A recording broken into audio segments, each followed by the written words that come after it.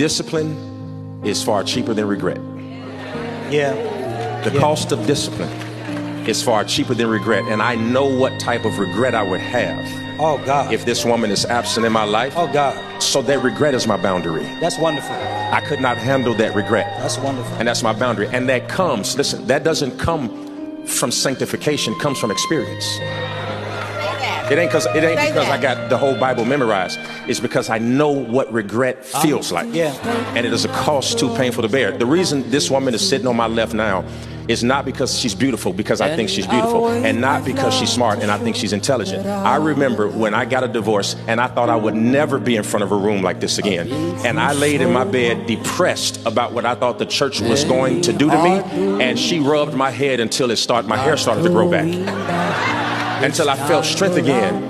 Until I felt like if I just have the audience of one, it's better than the audience of thousands. And I never will forget, her dad counseled us.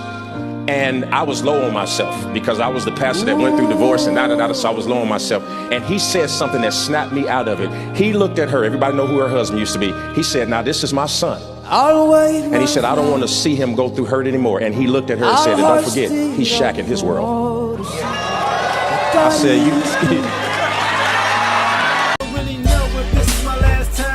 But what I know is I'm feeling just fine. My life is like a red carpet, and I'm feeling like the richest millionaire. This is my local mayor, and I'm the biggest star around here. What's happening, fam? L.A.R. movement still moving. Subscriber died trying. You see the thumbnail, you see the clip. We got to talk about this, you know. The opposite side of the gender war. Now, I use a clip for you to look at it, but I'm about to go in the reverse of that, because what I think that keeps happening is you don't see enough women doing this. You don't see enough women saying, yo, I got regrets. You don't see enough women say, you know what, I shouldn't have done this. You don't see enough women saying, yo, I didn't make it out of this situation, or I wouldn't have made it out of this situation if it wasn't for this guy. You know, you hear a lot of, you know, God got me, my family got me, you know, women's empowerment, but you don't hear enough of women say, hey, you know what? Let me just be real. In this particular situation, the only reason I got where I'm at is because of him. In this particular situation, the only reason I got where I'm at because of him. The only reason I got through this situation is because of him. Because you see guys always big up in women.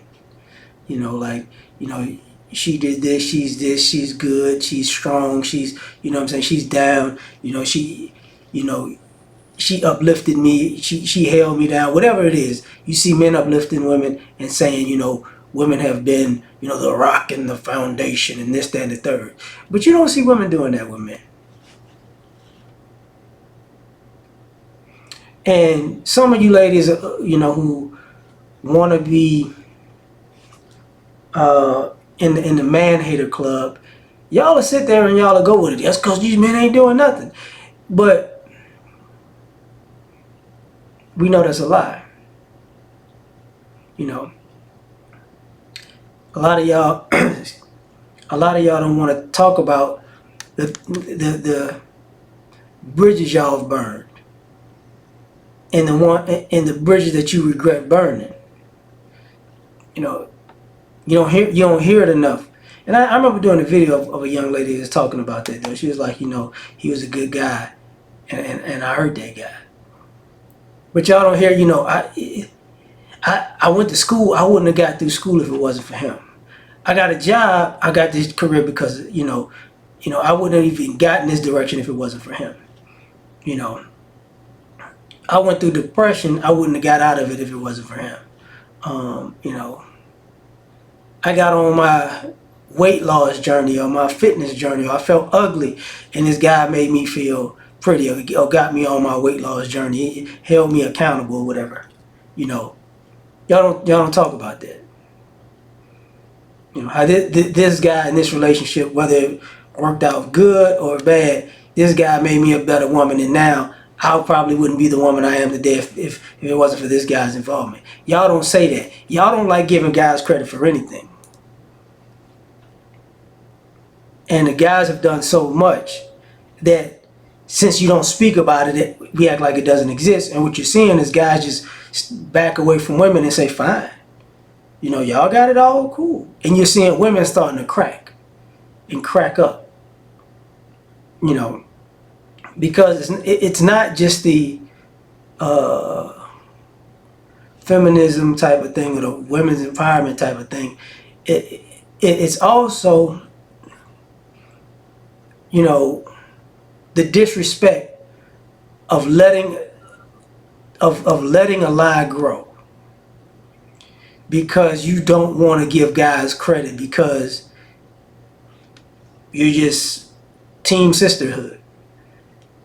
So the guys are like, look, I'm not gonna sit. The guys have become like your guys on social media that you're gonna have to show him in the picture when you out to dinner, or when you're on the vacation, or when you're in the hotel room. He gonna have to get this is who she with, this is how she got here, you know, type of situation. So guys are like that now. It's like, no. If you ain't gonna tell the truth, you never get help again. Period. And a lot of you ladies don't realize it, that it's spread so widely, because I was listening to a young lady talk, because she's not necessarily a young lady, she's like 40, talking about how when she's ready to settle down again, she's gonna do it like the guys are just gonna fall out of the sky. And it's like, no, that's the problem.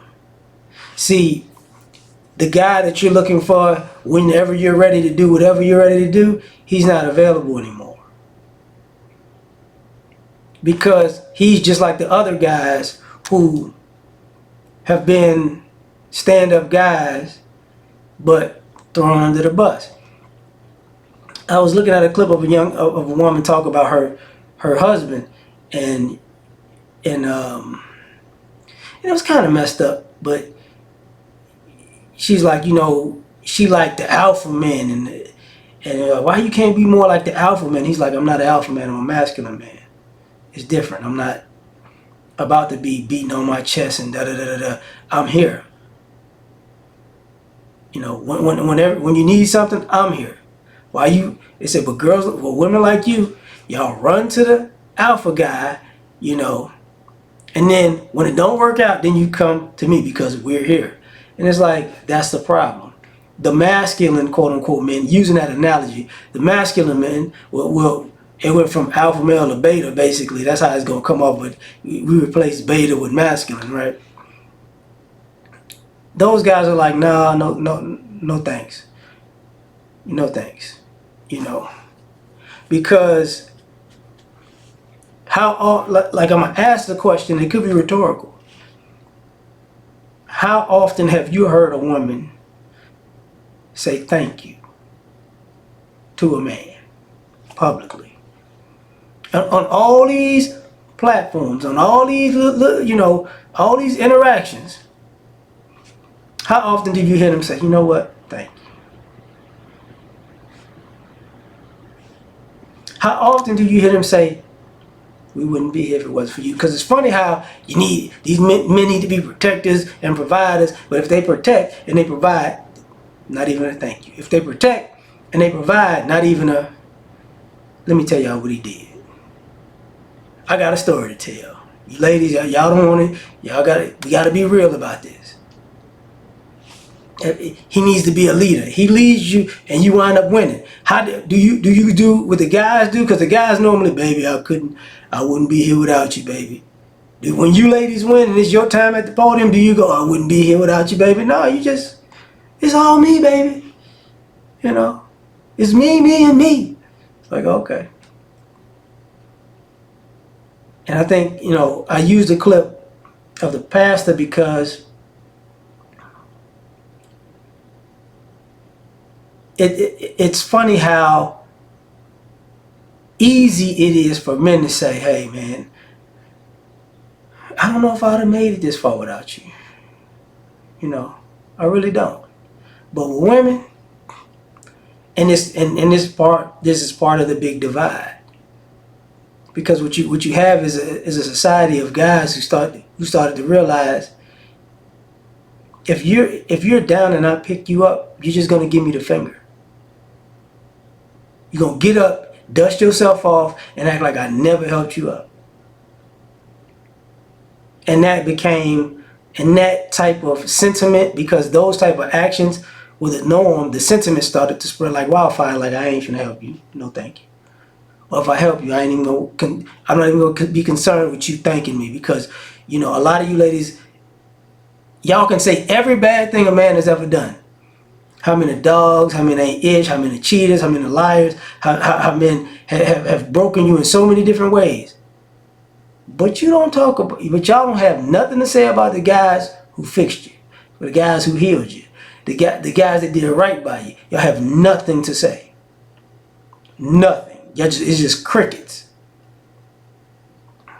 So it makes the guys who did right by a lot of you ladies look at y'all sideways, because it's like, man, it's funny you remember all the bad things the guys did to you, but none of the good things. Interesting, real interesting.